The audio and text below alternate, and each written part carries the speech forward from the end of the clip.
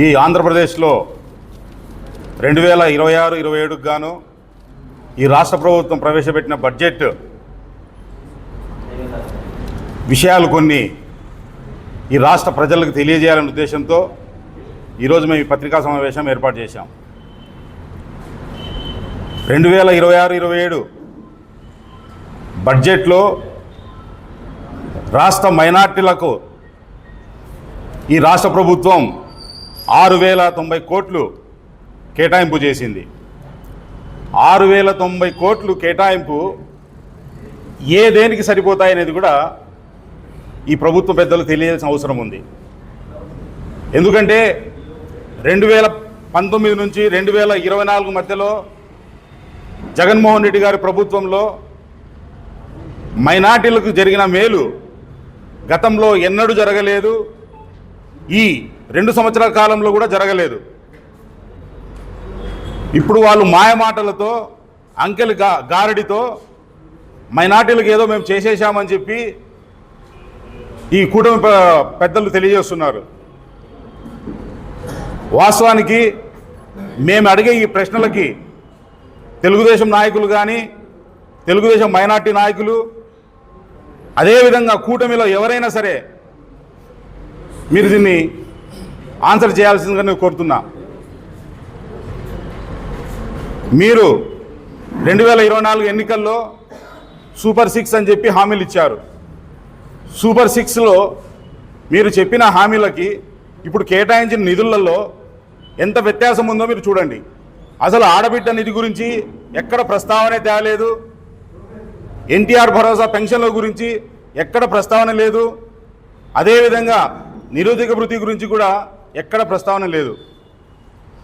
నేను ఎందుకు చెప్తున్నానంటే ఈ విషయము, జగన్మోహన్ రెడ్డి గారి ప్రభుత్వం ఉన్నప్పుడు ఏ సంక్షేమ పథకమైనా కూడా ప్రజలకు నేరుగా చేరేటప్పుడు దాదాపు లబ్ధి పొందిన వాటిలలో మైనార్టీలు అధిక శాతం ఉన్నారు.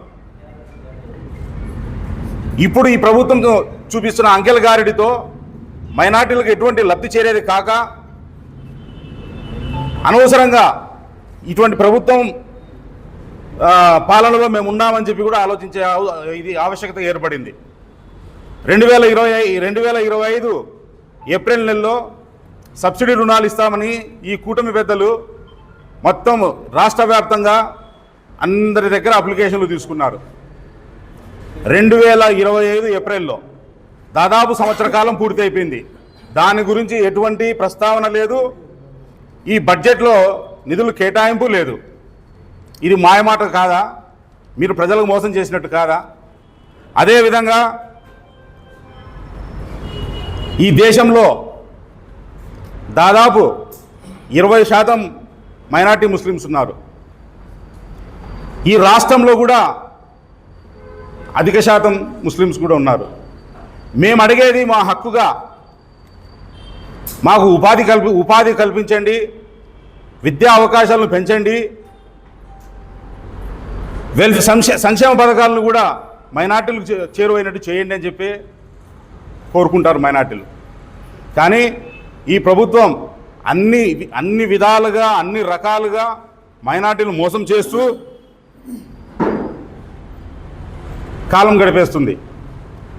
ఇదే విధంగా వాళ్ళు ఈ ఎన్నికల ముందు ప్రతి మసీదుకి ఆర్థిక సహాయంగా మేము నెలకు 5,000 ఇస్తామని చెప్పి గతంలో చెప్పారు. ఈ 20 నెలల కాలంలో మసీదులకు ఏమైనా ఆర్థిక సాయం చేశారా? బడ్జెట్లో అయినా కూడా దాని గురించి ప్రస్తావన తెలిపారా?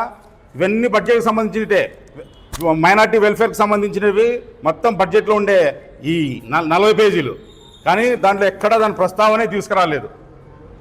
అదేవిధంగా దుల్హన్ పథకం గురించి దానికి ఏమైనా కేటాయింపు ఉందా? అది లేదు. 2019 నుంచి 2024 వరకు తెలుగుదేశం నాయకులు సందు గల్లీ మేము రంజాన్ తోఫా ఇచ్చాము, జగన్మోహన్ రెడ్డి గారు ఇవ్వలేదని చెప్పారు. కానీ చంద్రబాబు నాయుడు గారు సీఎం అయిన తర్వాత ఇది 2వ రంజాన్, ఇప్పుడైనా రంజాన్ తోఫా మీరు ఇస్తున్నారా అని చెప్పి తెలుగుదేశం వారి నాయకులు నేను ప్రశ్నిస్తున్నా. మాయ మాటలు చెప్పి సీట్లు ఎక్కడం కాదు, ఇచ్చిన మాట నిలబెట్టుకోవడం అంటే మీరు జగన్మోహన్ రెడ్డి గారిని చూసి నేర్చుకోవాలని చెప్పి నేను తెలియజేస్తున్నాను. అదేవిధంగా మైనార్టీల విద్య పట్ల గతంలో ఎంఎస్డిపిగా ఉన్న ఒక స్కీమ్ని మీరు ప్రధానమంత్రి జన వికాస్గా మార్చినారు, కానీ దానికి తగిన కేటాయింపులు ఎక్కడున్నాయి? ఈ ఉమ్మడి అనంతపురం జిల్లాలో ముఖ్యంగా 4 నియోజకవర్గాలలో తాడిపత్రి కావచ్చు, కదిరి కావచ్చు, గుంటకల్, అదేవిధంగా హిందూపూర్, ఇక్కడ అత్యధికంగా ముస్లిమ్స్ ఉంటారు. అక్కడ రెసిడెన్షియల్ స్కూల్స్ కానీ, వాళ్లకు రావాల్సిన సదుపాయాలు కానీ, చదువు కోసం రావాల్సిన సదుపాయాలు కానీ, దాని గురించి ఎవరైనా పట్టించుకుంటున్నారా? అక్కడ ఏం జరుగుతుంది? రెసిడెన్షియల్ స్కూల్స్ దుస్థితి ఏముంది ఈరోజు? ఇవన్నీ కూడా ఈ ప్రభుత్వం గుర్తించాలని చెప్పి నేను తెలియజేస్తున్నాను. తెలుగుదేశంలో కూడా చాలా మంచి నాయకులు ఉన్నారు. మేము ప్రతిపక్షంలో ఉన్నామని చెప్పి ప్రతి ఒక్కటి విమర్శించడం మా పని కాదు. మంచిని మంచి అని చెప్తాము, చెయ్యని దాన్ని ప్రశ్నిస్తాము, చేసే వరకు కూడా పోరాడతాము. ఆ మాటను ఎందుకంటున్నానంటే, ఈ వక్ఫ్ బోర్డు భూముల విషయంలో కూడా నెల్లూరు ప్రాంతంలో మీరు ఇంటర్నేషనల్ మైనార్టీల కోసం ఇంటర్నేషనల్ స్కూల్ తీసుకొస్తున్నారు, స్వాగతిస్తున్నాం. అదేవిధంగా గుంటూరు ప్రాంతంలో అంజుమాన్ ఇస్లామిక్ సంస్థకు సంబంధించిన భూముల్ని ప్రభుత్వము ఇండస్ట్రీ పార్క్ కోసం మార్చేదానికి మేము వ్యతిరేకిస్తున్నాము. మీరు ఎటువంటి దానికి సంబంధించి ఎటువంటి పెద్ద సంప్రదింపులు లేకుండా డైరెక్ట్గా మీరు అది ప్రభుత్వ భూమిగా మీరు మార్చేసుకొని ఇండస్ట్రియల్ పార్క్ కోసం కేటాయించమన్నారు. దానికోసం ఖచ్చితంగా వైఎస్ఆర్ కాంగ్రెస్ పార్టీ వ్యతిరేకిస్తుంది. మంచిని మంచిగానే చెప్తాము. మైనార్టీలకు ఏదైనా జరిగే ఆటంకాన్ని మేము ఖచ్చితంగా పోరాడతాం. ఆటంకం కలిగిస్తే ఖచ్చితంగా దానికి పోరాడతామని తెలియజేస్తున్నాను. అదేవిధంగా నేను చివరిగా ఒకటి చెప్పదలుచుకున్నాను, మైనార్టీలు కేవలం ఓటు బ్యాంకుకు మాత్రం చూడొద్దండి. ఈ దేశంలో మా భాగస్వామ్యం కూడా ఉందని గుర్తించాలి.